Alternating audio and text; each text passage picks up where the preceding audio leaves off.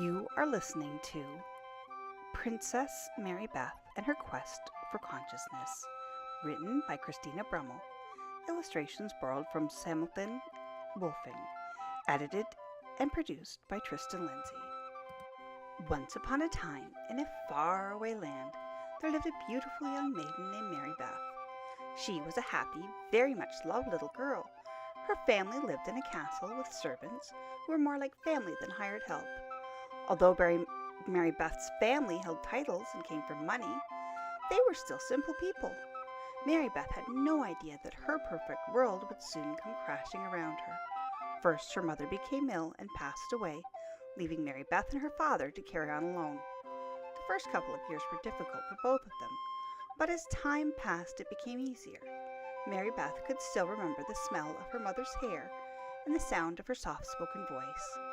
However, those were memories that she tried seldom to think about as the years went on.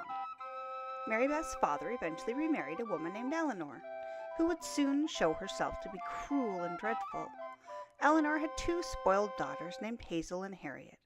Her father's new wife seemed kind at first. She almost seemed like the mother that Mary Beth had been longing for and had dreamt about.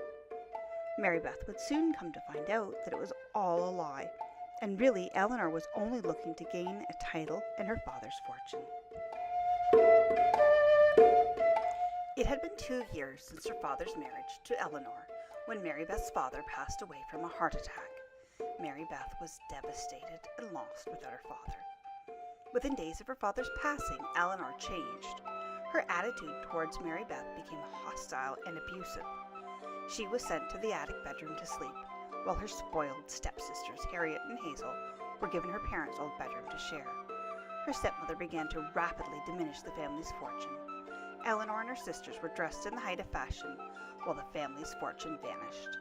While their wardrobes became lavish, Mary Beth's already modest clothing became threadbare. Times got even harder for Mary Beth since her father's passing. When the family's wealth was now gone, the help, who were the only family that Mary Beth had left, were let go of. Eleanor said that having to feed all 4 of them now, without her father there to bring in any more money, she was left with no choice but to let the hired help go. Eleanor had stated that she didn't need to waste money on what little funds they had left anyway on servants when Mary Beth was quite capable of handling the workload. Days seemed to be longer and nights full of despair for Mary Beth. Not only did Mary Beth have to sleep in the attic, she was made to do all the cooking and cleaning. Breakfast had to be on the table at precisely 8, not a minute past, and dinner on the table at 5 sharp. Mary Beth would be up every morning at 4 a.m. in order to feed the animals, cook breakfast, and get the laundry and sewing done.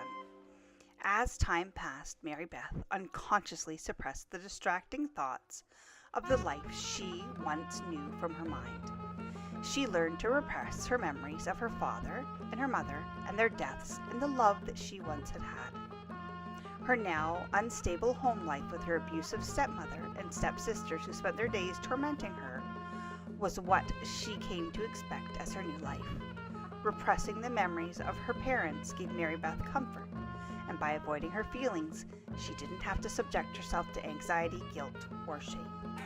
One day, Mary Beth stood out in the yard feeding the chickens, consciously watching the sparrows fly in and out of the apple trees as the branches swayed from the breeze.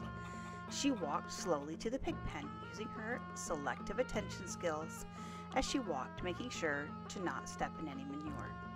As Mary Beth finished up her morning chores, she stopped briefly, just for a moment, to close her eyes and imagine how her home used to feel before her father passed away. The comforting, warm, loving feeling she once had of being at home surrounded by people she loved and in return who loved her. She allowed herself just this one moment of weakness to subject herself to her direct inner awareness before suppressing those memories once again. She could hear her stepmother calling for her from the house, but she didn't feel like answering. She decided to go for a walk instead, just to get away from everything and everyone. Mary Beth walked, enjoying the breeze, the smell of nature around her, and the quiet. Her sensory awareness of her surroundings allowed her to be conscious of the gentle sound of the leaves blowing on the trees and see the beauty all around her. The sun was so warm that she decided to sit under a big oak tree to enjoy some shade. Her eyes began to feel heavy, and she must have dozed off because she awoke to the sound of a man's voice. He was standing above her, asking if she were in need of his help. Mary Beth opened her eyes, quite startled by the stranger. Once her vision had come into focus and her heart stopped beating so rapidly, she answered, letting him know that she was perfectly fine. She explained to the stranger that she had been hot and had only meant to sit for a brief moment under the tree for some shade. For some reason, the stranger decided to stay, not just to stay, but to sit down across from her.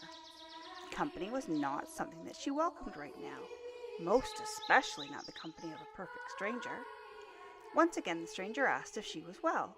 She could feel her posture stiffening as she told the stranger once again that she was quite well, thank you. She then asked him why he felt this compulsion to continuously ask after her well-being. His face showed concern when he told her that he had been out riding and had heard the cries of a maiden.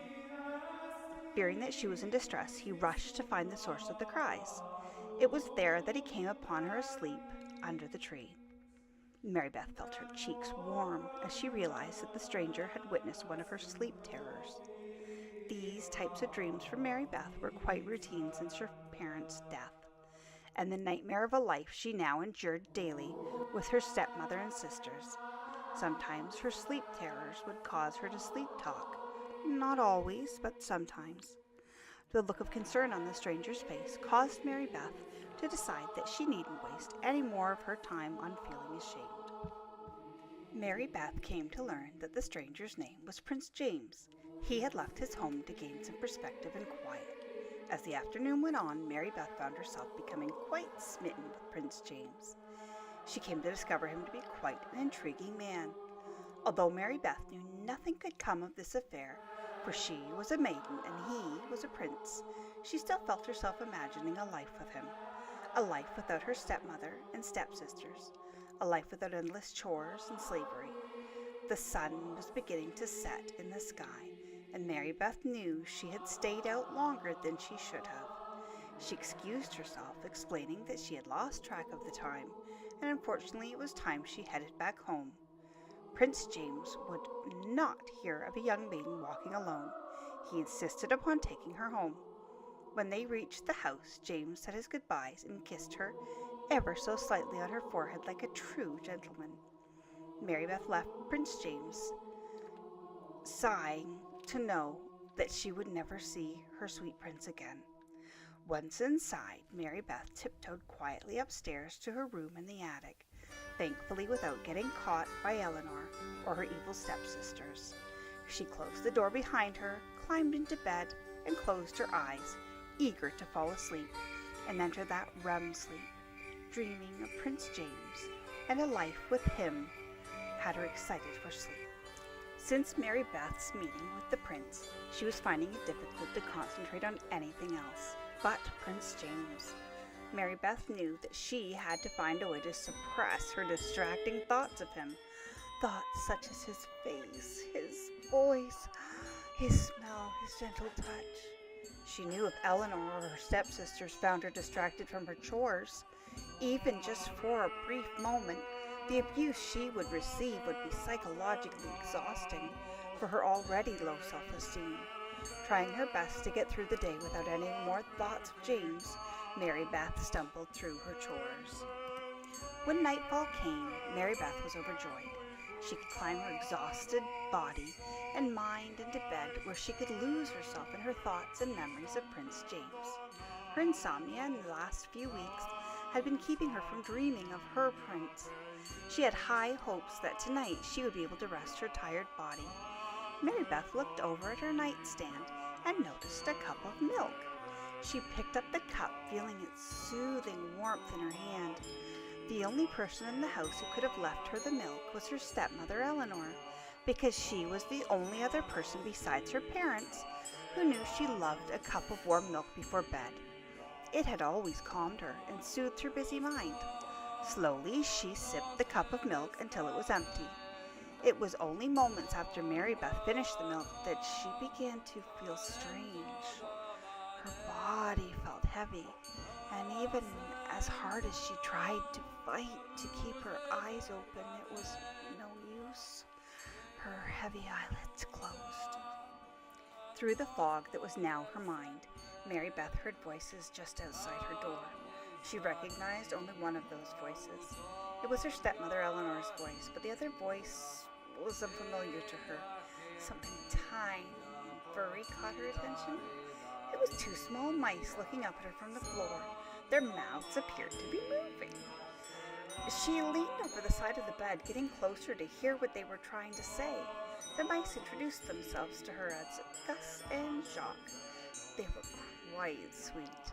When Mary Beth could no longer hear the voices outside her door, she picked up Gus and Jacques carefully in her hand and set them on the bed. The three of them became acquainted with each other quickly.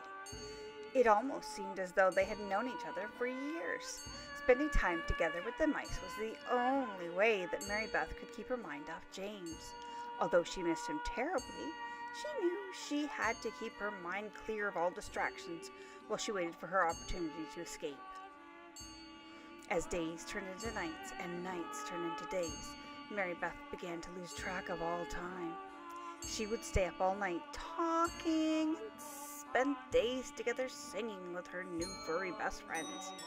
As Mary Beth lay in bed one morning waiting for Gus and Jacques to return, she could hear the voices outside her door once again. She quietly crept to the door, and pressing her ear tightly against it, she could make out only selective words. She heard words like prince, marriage, fortune, Hazel, Harriet, and hallucinogens. None of these words made sense to her, or why she was being kept locked inside her room.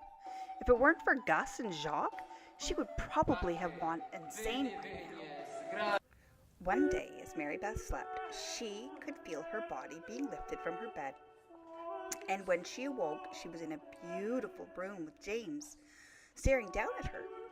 Once she was no longer feeling dizzy and was coherent, James proceeded to tell Mary Beth that she had been held captive in her attic bedroom by her stepmother Eleanor.